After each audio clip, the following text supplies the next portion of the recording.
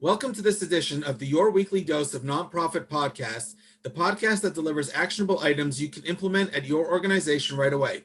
I'm your host, Ephraim Gopin of 1832 Communications. Today, I'm really happy to have with us a leading fundraising expert, Harvey McKinnon. Harvey, how you doing today? Great, thank you. Excellent. Let's introduce you to our listeners, watchers, and readers. Harvey McKinnon is recognized as one of North America's leading fundraising experts. He's the author of 5 acclaimed books and is the co-author of the #1 international bestseller, The Power of Giving: How Giving Back Enriches Us All. Harvey's considered a world leader on monthly giving. His most recent publication on the topic was 2020's How to Create Lifelong Donors Through Monthly Giving. His best-selling fundraising book, The 11 Questions Every Donor Asks, is used as a major gift training manual in fundraising departments throughout the US and Canada, from the United Way to the San Diego Zoo. Harvey is a highly rated trainer and has taught fundraising to thousands of nonprofit staff. He's a frequent speaker at conferences including AFP International, AFP Congress, IFC, CAJP, GP, AFP Chapters, National Storytelling Conference, and many more. He has developed strategy and has been an activist on causes ranging from anti-apartheid work, anti-gambling expansion, ending violence against women, to anti-tobacco activism and environmental campaigns, among many, many others. Before founding Harvey McKinnon Associates in 1989, Harvey spent 10 years with Oxfam Canada. His company raises money for dozens of nonprofits in Canada and the US. In today's episode, we're going to discuss monthly giving. Let's dive right in. Harvey, why do so many nonprofits not offer monthly giving? Is everyone just fixated on the big gifts and paying less attention to the smaller ones? Well, it's a great question. And I've trained a lot of organizations over the years at conferences. And even though I've written books on the subject and spoken at conferences, people will get really excited at the conference and will go back to their organization. And a year later, I'll see them and they say, my boss wouldn't let me do this. He thinks we have to focus on major gifts. So a lot of it is the internal culture in an organization where it depends what the higher ups want to spend money on. Also, and a core thing is that for some organizations, it's a cash flow issue, that a lot of people, up until COVID hit us, were recruiting the majority of their monthly donors from face-to-face fundraising. And face-to-face requires a lot of investment of capital, and it's actually not open to something everybody can do. But I'd say for almost any organization, you could start small. If you've got a donor base, there's absolutely no reason to avoid putting on a reply form. And by the way, one of the best ways you can give is monthly.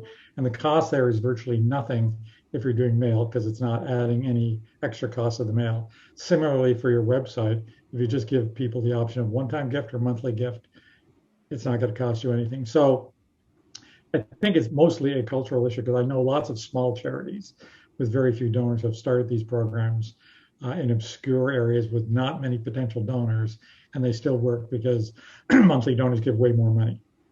Okay. So today's actionable item, once we're talking about getting that started, please tell us 3 things an organization must prepare in advance before encouraging supporters or prospects to become monthly givers. Well, I think there's a lot of things that they could prepare, but the first thing would be just to make sure you have the technology set up so you can capture this information on your database. Every system can pretty much do it, but you just have to make sure that's done. Set up the systems with your bank or credit cards so you can actually process gifts. Again, it's something that organizations are doing already, but it's essential because most people will give you either by pre-authorized checking, as it's called in Canada, or EFT in the States, and credit cards. And these days, more likely going to be credit cards. So those are the kind of 2 bases that you need to have for sure. Then it's essentially figuring out the systems internally. How do we process gifts? So it's smoothly and we have the proper stewardship. And I've seen organizations set up programs and they don't thank a donor for 3 months, and that's the kiss of death. So those are the kind of core things that organizations have to do. And then you just have to have the rationale as to why it's a good thing for people to show up. That's a bonus number 4. And so then good copy and good design make a real difference there. Excellent. In terms of the actual ask, how does monthly giving differ from, let's say, an annual giving campaign or other fundraising campaigns? Well, with an annual giving campaign, say an organization has 10,000 donors, there's a pretty good chance over time you could convert 1,000 of them, maybe 1,500 to monthly giving. But the majority of people will not sign up to your organization as a monthly donor, almost for sure. They feel comfortable giving gifts, and some of them are giving $1,000 gifts, and I write a few of those. And in some organizations, I'd rather write that than give them $83 a month. It just feels greater, more satisfaction. So I think there are donors like that too. The other thing is that it's a process over time. So if you're not investing a lot of money, you're picking up 1 or 2% a year, because most people don't want to do this. I'm on about 8 or 9 programs. It's going to be really hard to get me on another program. So even your donors that are already on programs might not jump to your program, even if they prefer you to another organization, because they were asked by the other organization first. So those are, I think, some of the issues. Okay.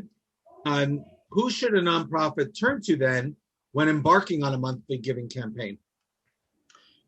Well, I guess the ideal is that the people internally who get some training on this, who read the books and the publications and the e-newsletters, et cetera, to collect more information.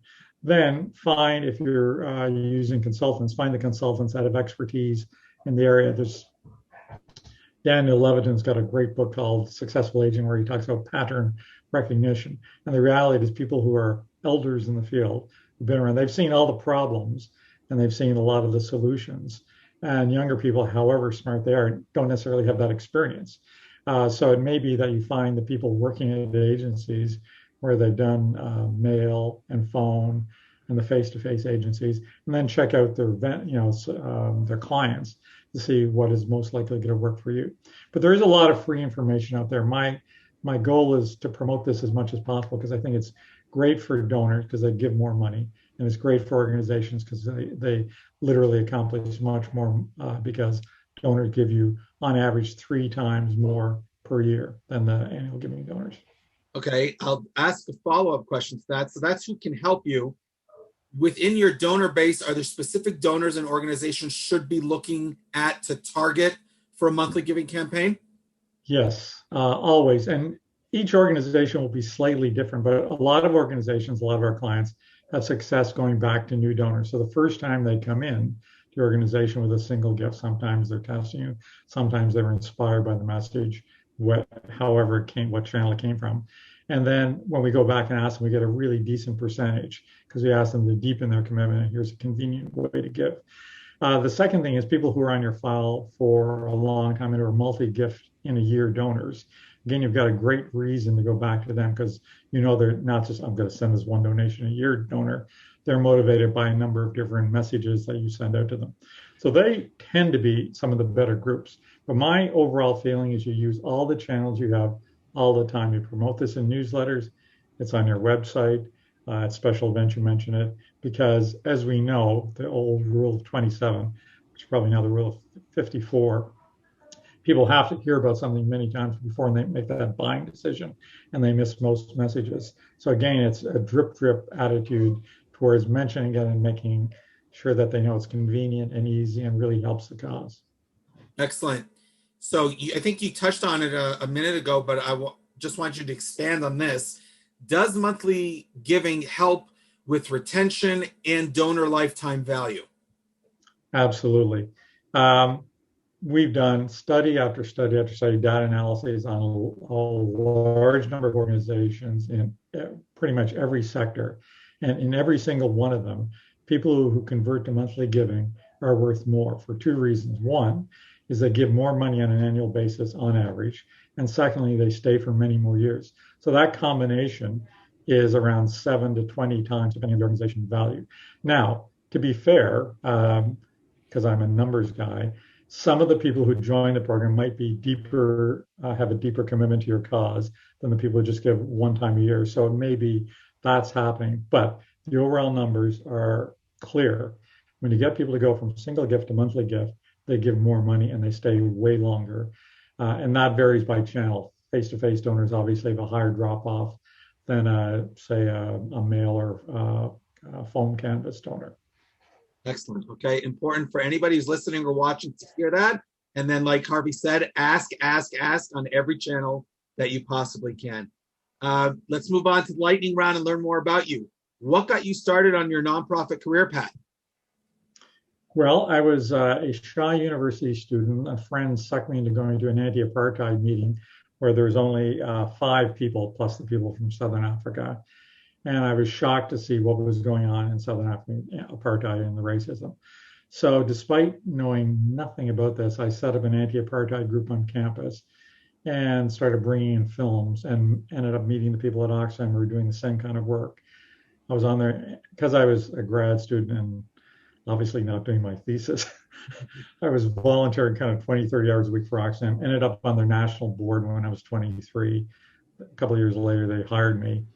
Shows shoddy board practices, possibly. But anyway, I stayed there for a decade. And because I got to do every kind of fundraising, it was an incredible learning experience. And it's really kind of social justice issues that motivated me to do this, stay in the field. And I feel unbelievably lucky. Amazing story. So you've been in this field for decades now. If there's one thing you could shake up in the nonprofit world, what would it be? The list is so long. Yep. I think probably I sat on an environmental foundations board in the States, and we invested in a lot of charities over the years, $100 million easily.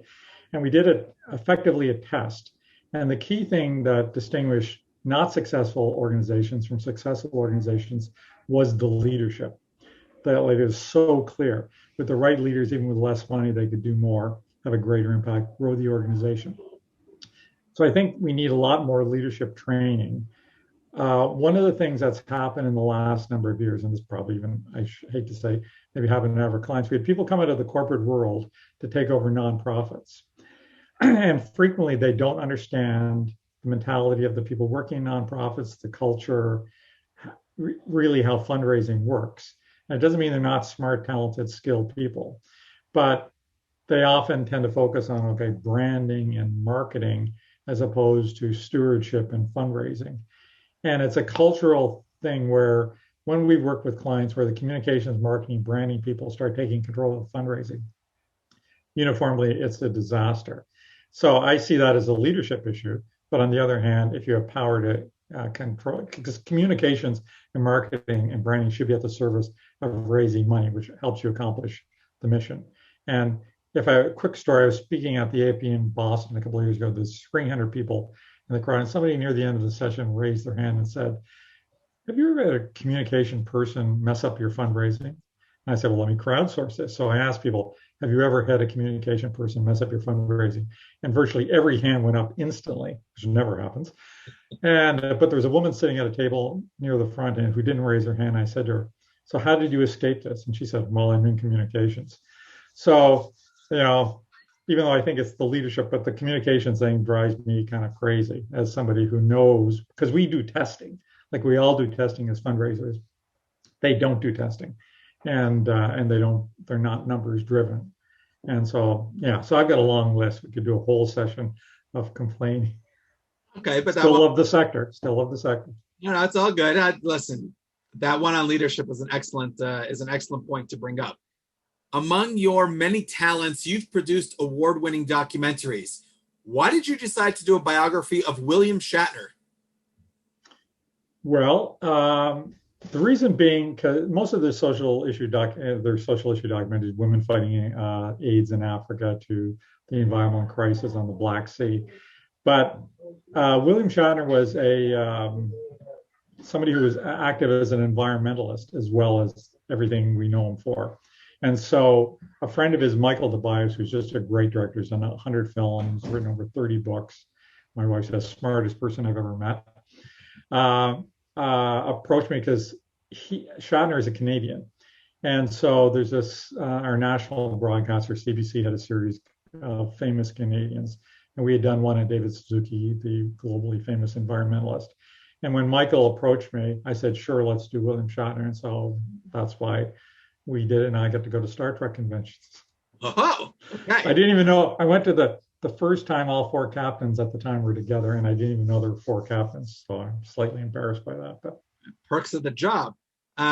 You're also a published author. What's the hardest part of writing a book? Finishing it.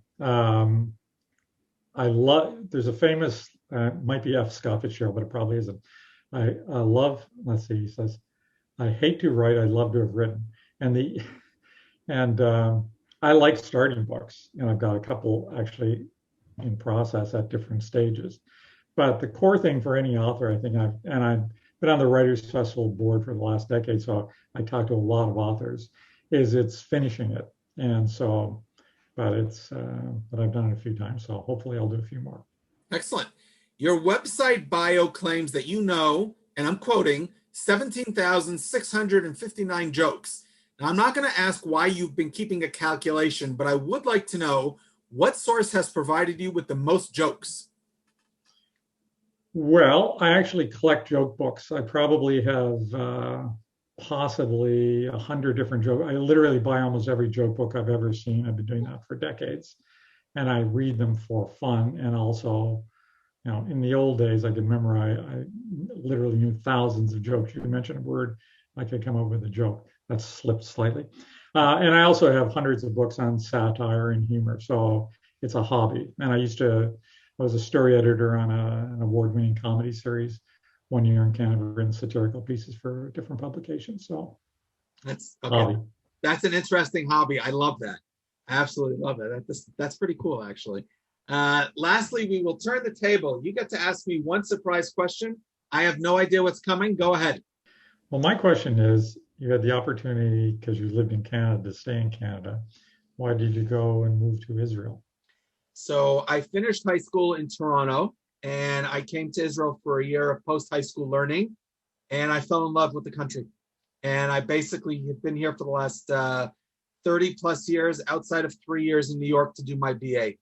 But basically fell in love, loved the people, loved the country, loved everything about it. I do, however, have very strong roots and strong ties to Canada. I still got tons of friends there.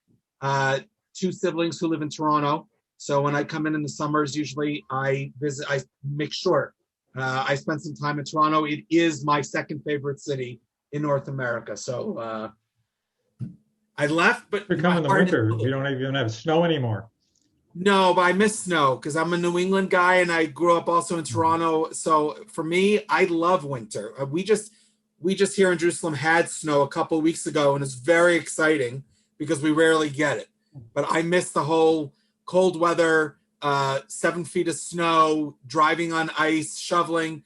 I know everybody who's listening must think I'm nuts, but that's the stuff I actually miss about winter. Thank you, Harvey, very much for appearing on the podcast. You can learn more about Harvey's work on his website at harveymckinnon.com. I also encourage you to connect with him on LinkedIn. It was a pleasure having you here as a guest today. Thanks. Pleasure. Thank you so much. Have a good day. Thanks, Terry. It was fun. Thank you.